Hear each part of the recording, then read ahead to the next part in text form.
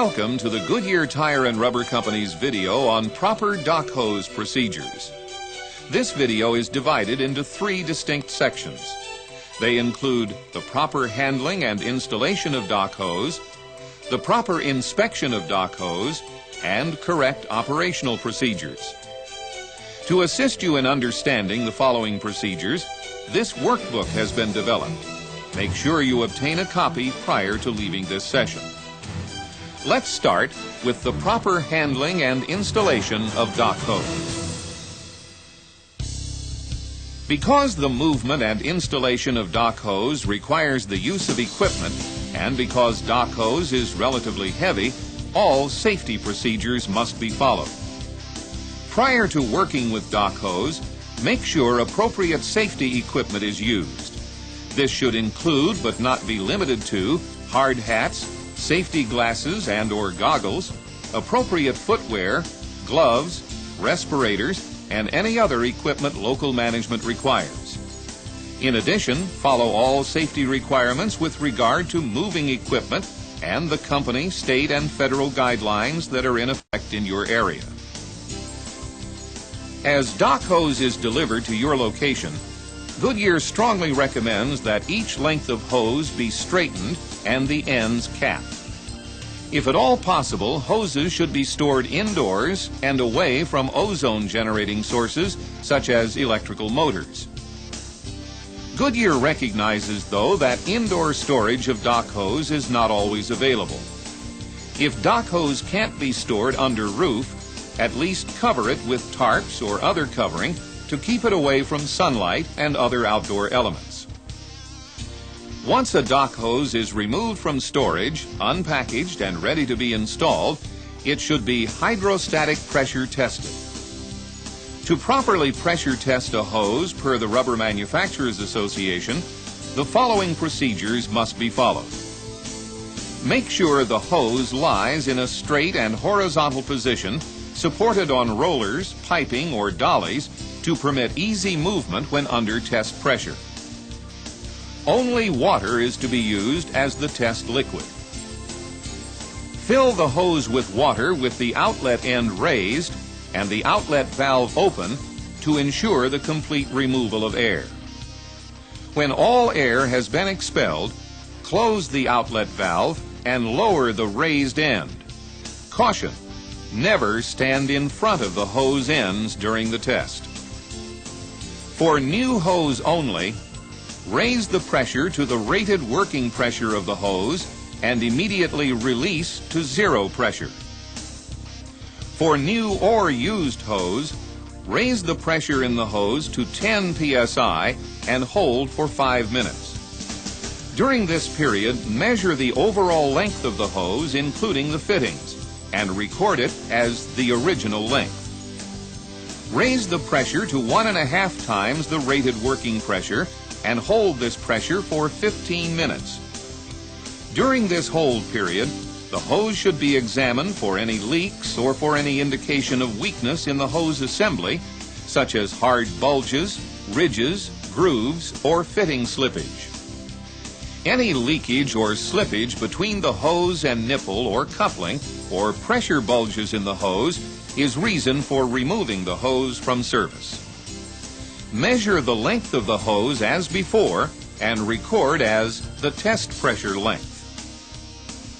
Reduce pressure to 25 psi and hold for 5 minutes. During this period, examine the fittings for low pressure leaks or movement of the fitting.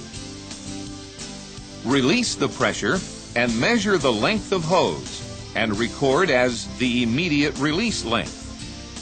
Permit the hose to rest for 15 minutes and then measure the length. Record as the permanent release length.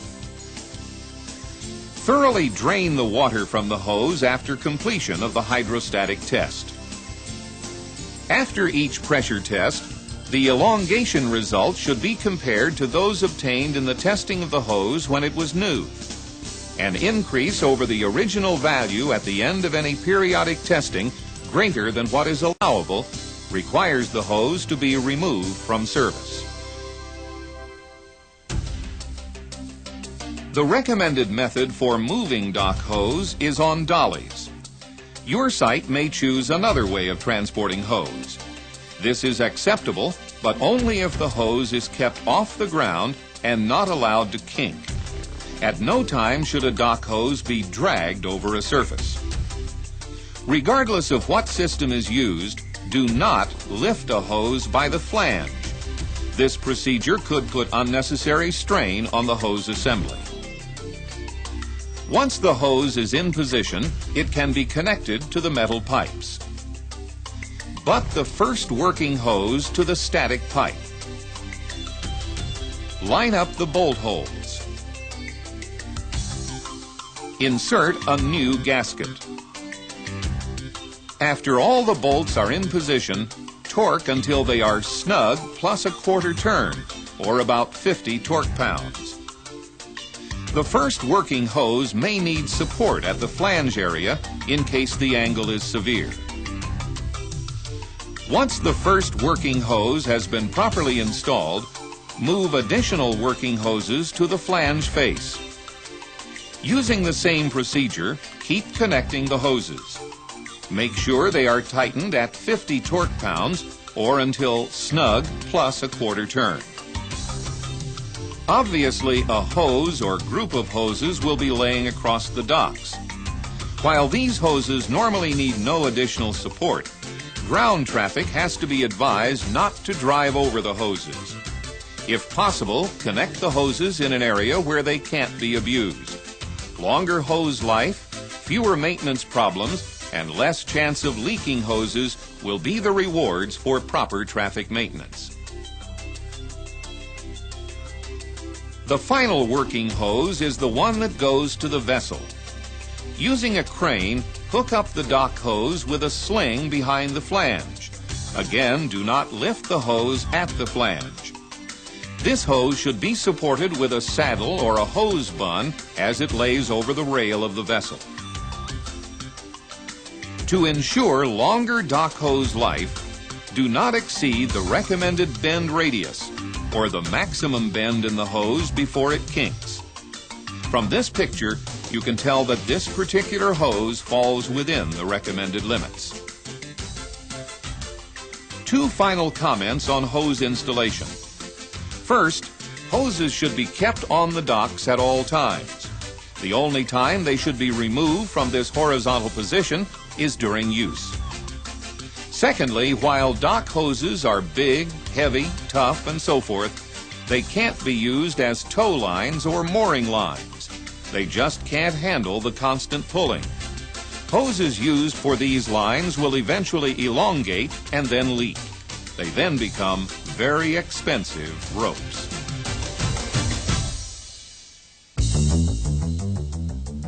No matter how well dock hoses have been installed and how well the surrounding area has been engineered, hoses and flanges must be inspected on a continuous basis.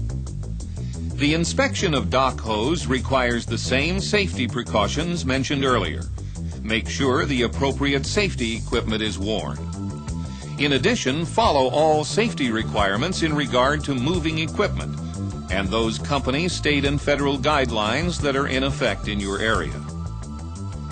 Before a hose or group of hoses is used, certain inspection procedures should be followed.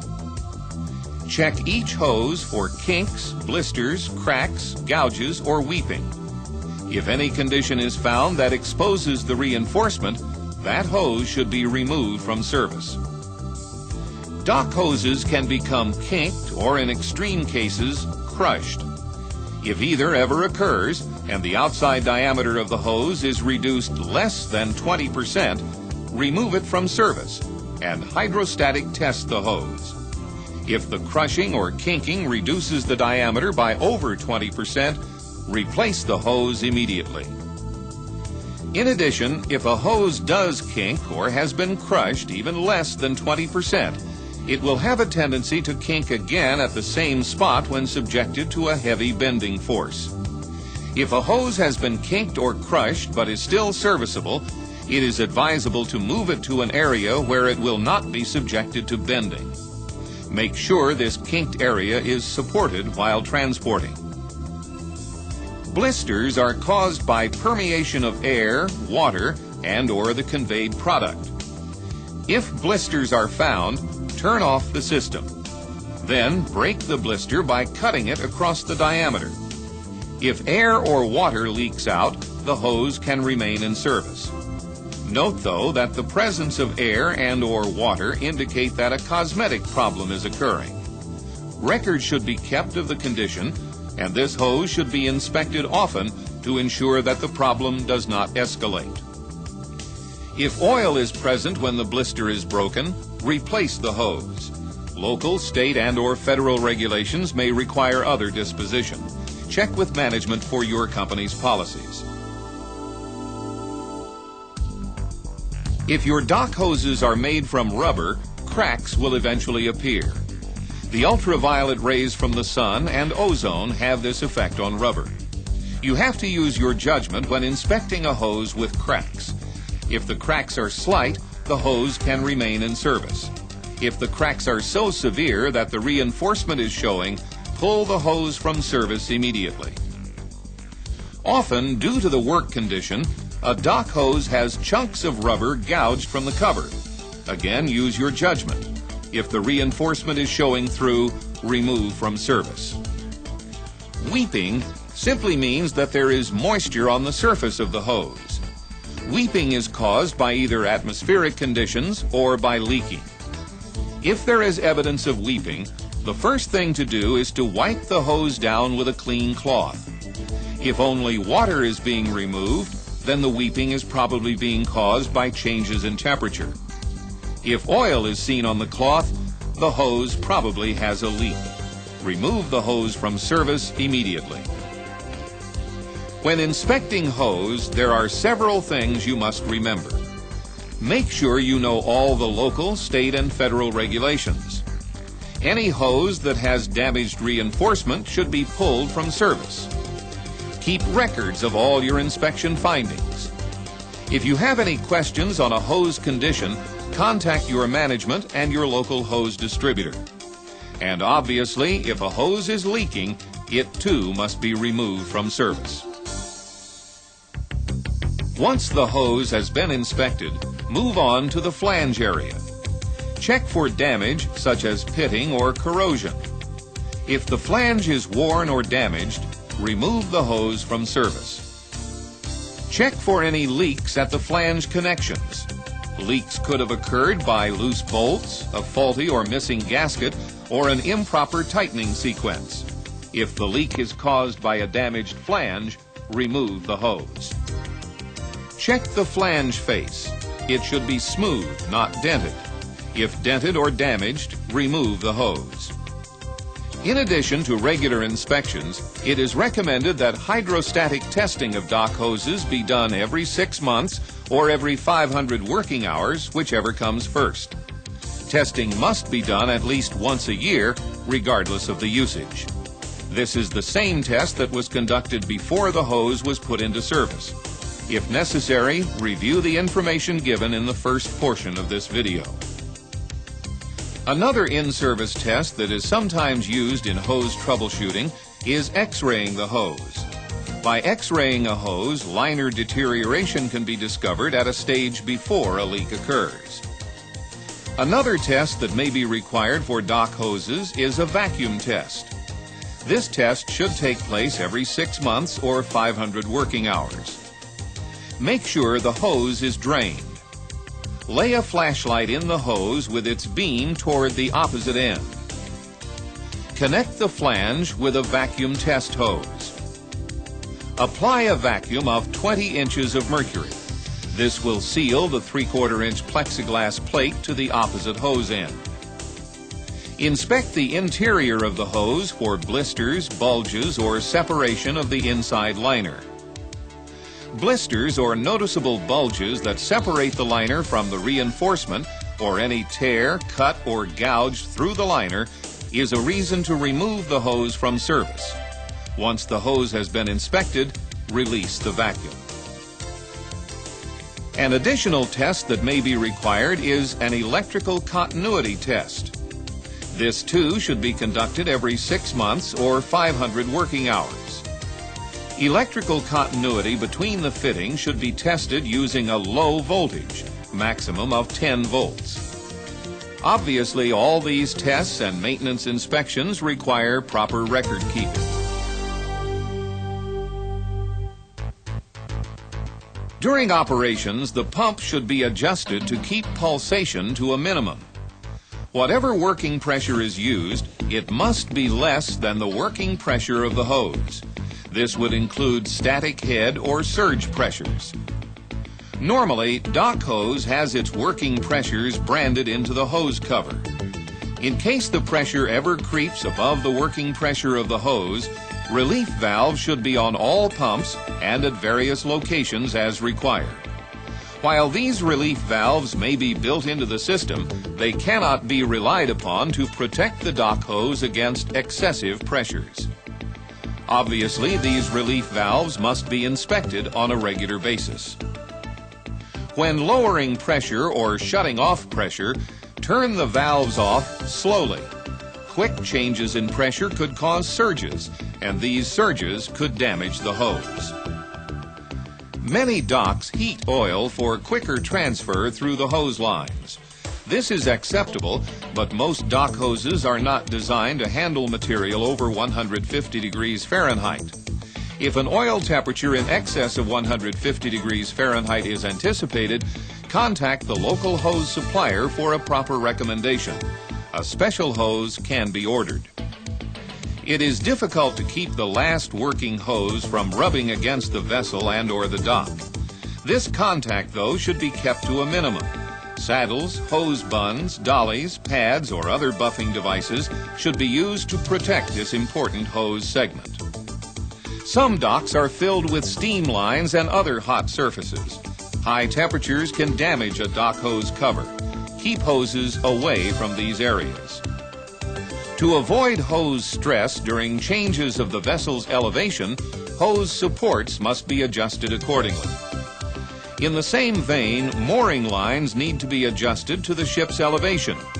Many hoses have been ruined because the mooring lines created too much tension on the hoses. And remember, during operations, hoses can become kinked or crushed. If either ever occurs, and the outside diameter of the hose is reduced less than 20%, shut down the system and hydrostatic test the hose. If possible, remove this hose to a non-bending site. If the crushing or kinking reduces the diameter by over 20%, replace the hose immediately. At the end of operations, disconnect the hose line carefully. Protect the flanges at all times and don't let the hose fall to the deck or dock. At the completion of operations, the product should be drained from the hose. Remember, every 6 months or 500 working hours, a dock hose should be hydrostatic tested. If a dock hose has been used and won't be used again for some time, it is wise to run the hydrostatic test before putting the hose back into service. The Goodyear Tire and Rubber Company hopes you found value with this video on dock hose handling.